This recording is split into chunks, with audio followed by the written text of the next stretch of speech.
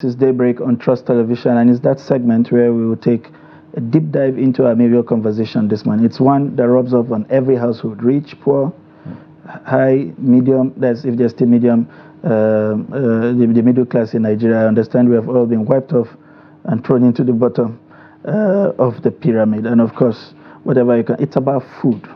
And we are here that tough days lies ahead for Nigeria's food inflation. Currently, we've been hovering above 40%, citing subsidy removal and insecurity as causes. There have been warning, of course, that price hike will continue until August this year, about this time where we begin to see some harvest. The crisis has sparked uproar with labor unions demanding increased minimum wage. To address this, the federal government has launched a genetically modified maize variety called Tella. Tella as in Tella, the name Tella in Yoruba language, which is drought tolerance, persistent resistance, and can triple yield.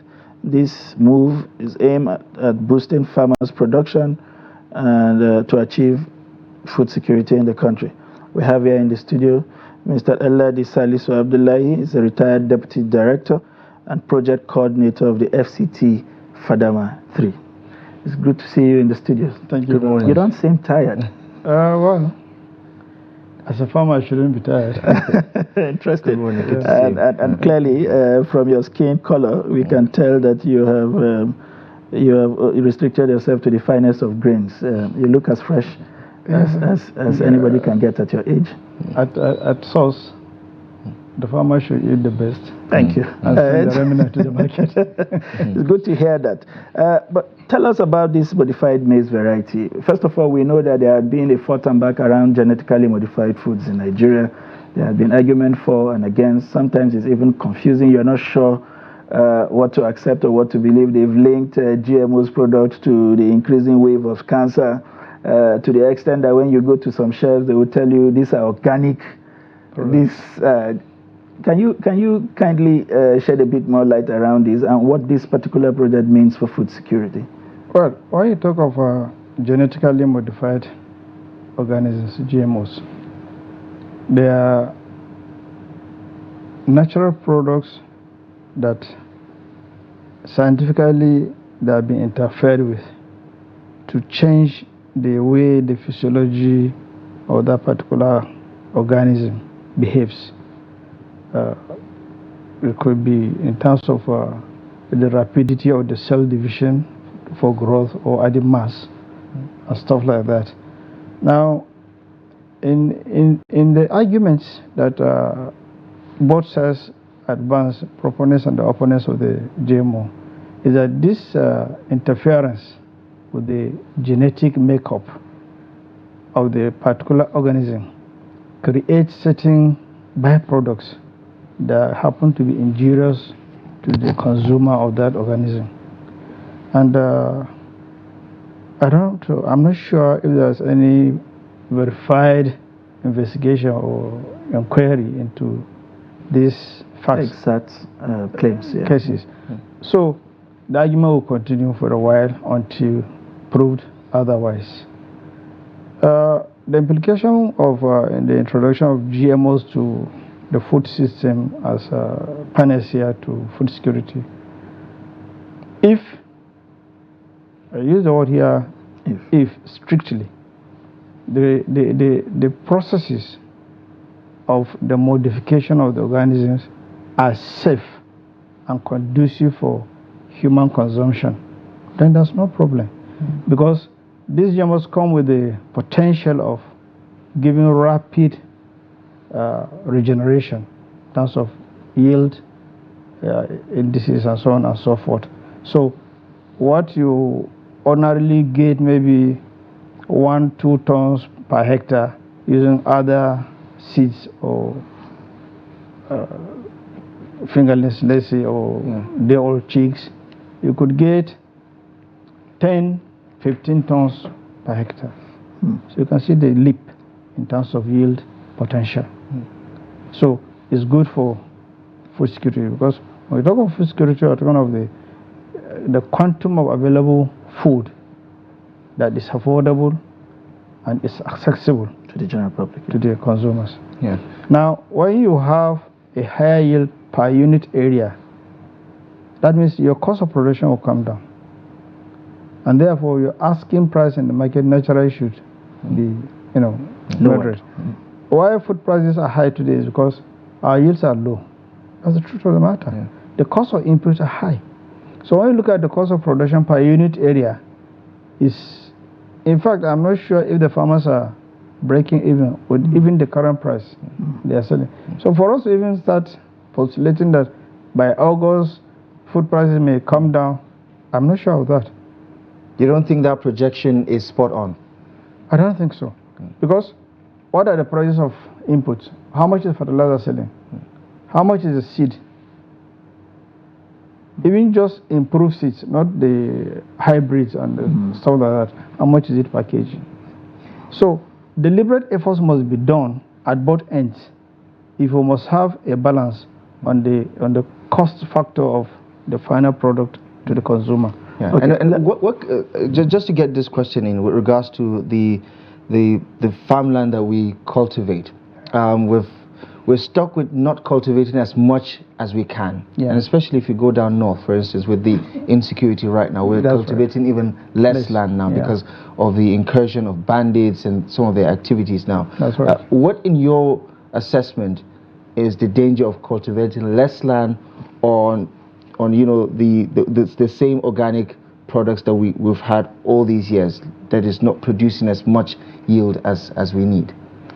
Well, first of all, when you look at the hectareage under cultivation, of course, because of the enumerated facts you have just mentioned, have come down. We are not cultivating that amount of land anymore. And the reasons are obvious. Insecurity, threat to life and safety. Nobody wants to put his life on the line for no reason. Now, what the farmers get out of their farm, their first consideration is their own need, primary consumption at home.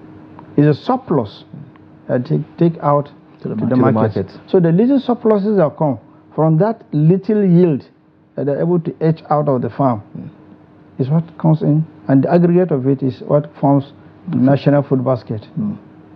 So at the end of the day, what are we talking about? If we are cultivating, for instance, 1 million hectares of land, and now because of the banditry and stuff like that, it has come down to maybe 500,000 or 750,000 hectares. That means we have a shortfall of 25 or 50% of land holding under cultivation. And if everything is at normal constant, no changes in any input or weather, climate, and so on and so forth. Now, if your yield was 2 million tons, with 50% loss in land area, that means you naturally come down to 100 tons. 100 tons.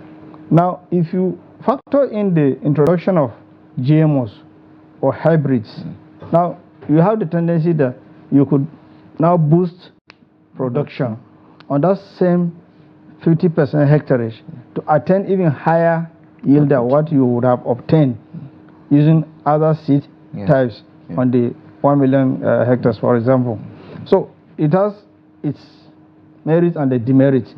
The demerit is when you look at the arguments of those who say that this is injurious to health. So what do you do with it? We have to also profile or interrogate the whole process of the creation of the GMOs or use in the foods. Talking about that interrogation, give us a sense of how these things happen. Once you have modified and you now have those improved seedlings, does it imply that every farming season you would have to continue to modify the seeds, or the modified seeds just simply produce something in their own formats that don't need to go back to the laboratory? Thank you very much for this question. You see, the seed industry has some kind of specialization.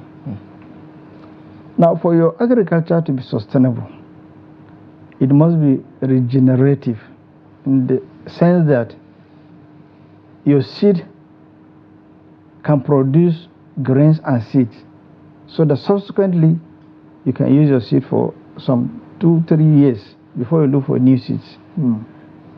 The reason is that the seeds, as they are living organisms in dormant state. But once planted, they become active. So they begin the process of growth, development, and so on and so forth. And then the end result is the yield you are looking for. Now, if you look at the seeds our forefathers have been using, they have used them consistently and continuously. Therefore, the regenerative ability has declined because of, let me call it, the aging factor of the inherent characteristics of the seed to reproduce again. Now, what the GMO or the hybrids do is they fasten this process of growth and the yield to the extent that you have higher yields when you use the GMO seeds, but you must go back to the source of your seed every year. And isn't that the part of the downside? Because, you know, opponents of this idea say, listen, at the heart of it is the concept of patenting. And if GMOs take over the market, they take over the farms, the power now belongs to the companies who own those seeds. And if they decide they don't want to sell anymore, we're at their mercy. That's a fact. That's a fact. The patenting they So what's the plan B here then? I mean, on one hand, it's a good thing. On the other hand, that's why I said in my opening remark that this thing has the pros and the cons. It depends on the perspective you want to view it from. And what is your national interest in terms of food security? Because the food security must have the component of safety. You don't just fill your stomach with food, but the food must be safe, that it will not cause you any adverse effects. So that must be settled. If it is settled, then you want to use the GMO, then we must develop the capacity to produce our GMOs for our own needs. Locally, right. The seed industry, as it is today, is still rudimentary to the extent that it cannot boast of saying it has. We have research institutes all over the place. They are doing the best they can within the limited resources they have themselves in. But then, for you to go to that level of going into the detailed aspect of the scientific work, that you have to, tinker with certain genes for yield and color and texture and grain size and so on and so forth. Even the plant height, you have to take all these parameters into consideration. Is that something we're trying to do? It's something that we can do. But are we not doing it already? We're not doing it. So the question as a follow-up to Abdullahi is, with this much information available to people like you, and I'm sure your likes who are still in service, what is stopping us from doing this? Considering how critical that is to our current situation, we are currently at the brink of hunger. No. You see, the whole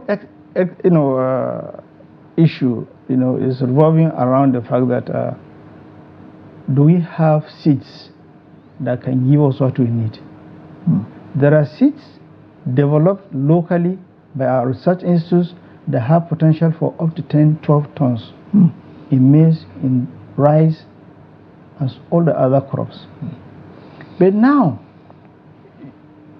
these seeds on their own don't give you that 12 tons that is a potential. That's why it is called even a potential in the first place. There are certain accompaniments that have to go necessarily with the seed. Fertilizer is one of it. Now, the soil you plant these seeds must be carefully considered. It's not just any place you see that is a farm. So the soil health is important. we have dumped so much fertilizer in so much little space that it is becoming adverse to the soil because the structure is tempered. The temperature is altered. Now, thanks to climate change factors also. We have felled so many trees all over the place. We have cleared so much bush, and then the elements of weather are acting on this soil. So, for you to have, a consistent and a standard food security situation using your own resources, we have the seeds that are developed. If you go to all the research, like the cereal research institute in Badegi, you can get any type of rice seed that you want, that you can plant in any of the ecologies in this country with very good yield potentials. But then, can you have fertilizers that are required for these varieties? In other economies, whether it's in Europe or in America, for instance, you have private institutions taking the lead more often than not with government funding, because governments really understand the role food plays in the entire ecosystem itself. What do you think is happening here at home, and what can the government do to step up, especially when it comes to funding? I mean, it doesn't usually, our governments do not really take the leap when it comes to innovation and things like that, even though we have the institutions and the research facilities to facilitate that from happening. One of our callers yesterday opined that, listen, if state governments take agriculture seriously, especially in the north, Nigeria wouldn't have to deal with all of these reports that constantly remind us about food shortages, food scarcity. The last report is even talking about the word that one would think is troubling to use in Nigeria, which is famine. Give me a sense of, that handshake that needs to exist between whether it's government enthusiasm or will and funding, and what is happening in the private sector that can help us, push the needle. Whether it's the fertilizers that you're talking about that we need to at least, close some of these gaps that currently exist. Now, you've mentioned funding. Funding is very critical, and it's about the most important consideration. The Maputo Declaration made it is mandatory for African countries to set aside minimum of 10% of their budget for agriculture. In the last 20 years, I'm not sure if we have reached 5%. When I say 5%, I don't mean the federal government budget. That's right. I'm talking about the national budget, including the sub-nationals. Below 10%. Yeah, agriculture is on the concurrent list. So the local governments, the states have equal access to participate in it. So when you look at the budgets of all the local governments, the states and the federal government on agriculture, it's not up to 10%. So where would the research institutes see the funds to use in doing research and updating the knowledge they have on the shelves? The extension research linkage is absolutely almost gone. Most of the state ADPs are just images of their past identities.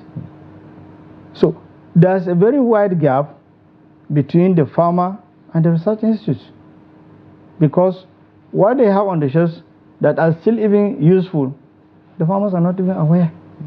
Some of the technologies they have, the farmers don't know because of that research extension linkage that is missing. And all this is because there's no fund. The ADPs cannot employ extension workers and deploy them to the necessary communities. While we are still practicing extension as it of the 1970s, 80s, extension has evolved to become almost a standalone in the agricultural value chain. When did this decline start happening? When did we start losing interest in funding agriculture in this systematic way? Perhaps maybe with the discovery of oil. Right. Or everybody saw money freely coming in, so nobody was interested in going to do any productive activity again. Just because you can simply just sell the oil, bring the money, share it, and life continues. I mean, trying to process some of the things you say, it weighs down your brain very heavily. But as somebody who has tracked activity in the private sector, you see there are several idle private sector capital or even venture capital looking for something with a promise to do and to deploy. And these private sector capitals have even taken initiative in some of our sectors because they see that there are great potentials in the area. We see the FMCGs now doing our what do you call golden mall, completely sourced locally. So the backward integration we have seen is largely to the extent of just aggregating. Is it that at that level, at the level they play with even their own research, mini research laboratories and the rest, they don't have the kind of information that you are giving out today that would enable them go directly as a P to, business to business, when you look at the business environment in Nigeria, I'm sorry it's very pedestrian. Individuals with the resources that you describe as idle don't even imagine themselves going into these ventures because it has never occurred to them. They don't have that mindset of investment. And if you as a professional go out to reach to them and say, look, this is an opportunity that exists, you can make money here, do this, they will look at it and say, we are just talking grammar. Show me one person who has succeeded in farming in Nigeria. That is a query. And you cannot. But I mean, at what level exactly are you talking about?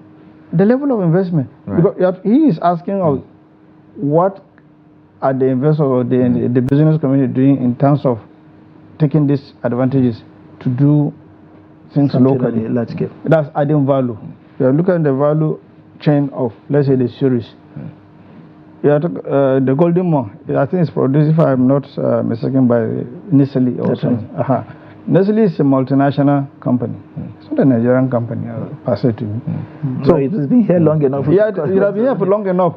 But they just came here to make money, and they know how to make their money, and they have their spread internationally. And some of these opportunities they see, our people, even if they see, they ignore it. They ignore it. Because I asked the question, how come somebody in a particular local government who has money and how he made his money, don't even query that one, but he has money. Now, there are people who are producing varieties of commodities within his locality, but he's not interested at all. So, okay, let me buy all these small quantities from these farmers and bulk them and clean up, just clean up and grade. That's value addition. Then he'll make more money. Repackaging and shipping. That's where you're talking packaging. That's you are going even to another level. Doesn't think. And when you come and say, this is something you can do, I tell you, no, I won't waste my time. They are buying it the way it is, so what is your problem? Because he does not have the information that once it is cleaned, it will have a higher premium and it will go to higher industry. Look at Beniseed, for example.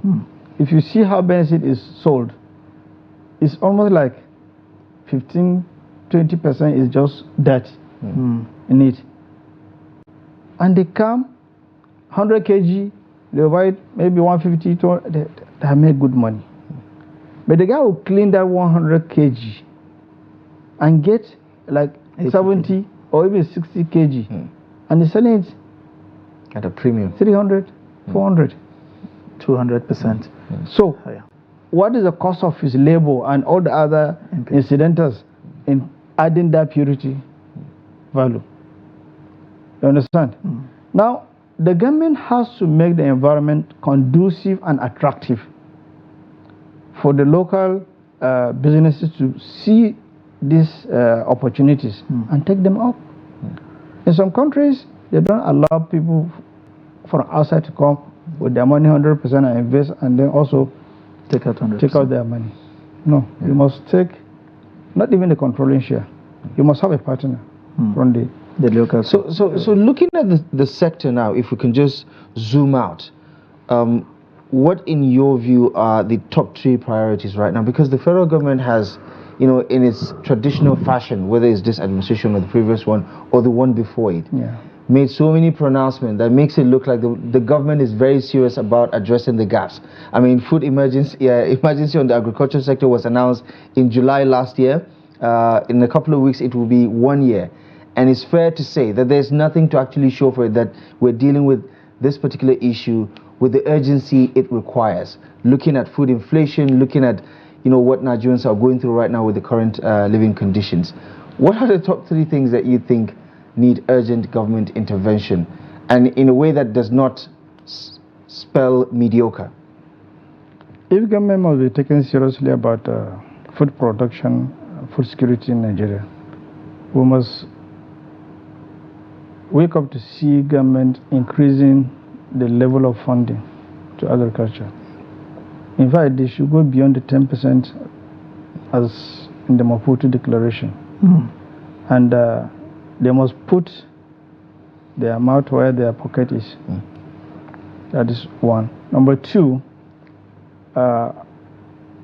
insecurity that is prevalent all over the country must be dealt with headlong. Because as the situation is, no matter how much you put, there are places that nobody can go there. So whatever will take the government to do, they must do it to ensure that all the farmlands that have been abandoned are occupied by farmers, so that production will continue. We have able-bodied youths who are just there, and that is why they are very easily recruited into this banditry, kidnapping, and so on and so forth, because they're idle. You will not engage them, and they are not attracted to even go to school or even learn some skills. So they're there. What they grew up to know is farming. And if they're not farming? And if they're not farming, for you to turn their mindset to something else is another wahala. So, in addition to that, government must create enabling environment to the extent that agriculture will be seen as a business, not as a subsistent activity that it has been. During the FADAMA 3 additional financing phase, the World Bank said, look, we have been doing development, and it's like we're just singing the old song. So let's add this aspect of business to it. So farmers were trained to look at the whole thing they are doing as business. One, you must keep records. I bought seed, so amount, this quantity. Fertilizer, this. You have, because you already have a budget for that enterprise. Is it 1 hectare you're doing? Is it 2? Is it 3? Then you have a budget. Then as you are procuring your inputs, you are recording them. The labor you pay for the farm work and all other activities are recorded. At the end of the season, you can take it and do a kind of balance sheet. What have you spent and what have you gotten? It will also help you to determine even the pricing. Exactly. But this thing that they are doing arbitrarily, they don't even know what they have spent. And you are farming. Yes, I'm farming because I just want to feed my family. That's subsistence. And that's the primary goal. We must depart from there. Then all those seeds that have high potentials on the shelves of the research institutes, for God's sake, the government must mass reproduce them. We have well-trained farmers who are good outgrowers all over the country. You can engage them through these projects. And one thing we are missing, by the way, is these projects that a lot of money was spent on, they came with several lessons. Several lessons. And these lessons have not been domiciled within the policy framework of the agricultural sector. And one of the takeaways of these loans by the World Bank is that there are certain management aspects of the sector that comes with it. It may be so micro in terms of scale, but it has the potential of being upscaled to a national level. What I'm talking about is this business aspect, for instance. I can tell you for free, I'm not sure You can go to any state and they will tell you, in this state, we have this exact number of farmers. You're saying the database does not exist? Our agriculture is not data driven. Right. Because no state can tell you that for sure, that's something that you can take to the bank. Wait, all of the distribution of farm implements, and we see thousands of farmers. You're saying that a database does not exist that if you know catalog their hectareage and just everything. Find out right. how much fertilizer do you need to do 1 hectare of maize. You understand? Go to any of the centers that are doing this distribution. Get the numbers. Divide it by this and see how many farmers are benefited and how many hectares would that cover. It will be a laughable thing. So it's like a drop in the ocean or something. It's a laughable thing. Right. But in talking about the FADAMA, as we were winding down the conversation, what happened to this project? Because over the years we've seen, a lot of the inroads that it has made, the impact it has had. The net positive is quite commendable. What happened? Because it was breaking news to me when we started this conversation to understand that, in a rather not so traditional manner, it was wrapped up. Yes, it must, because projects have a start and end sunset lines.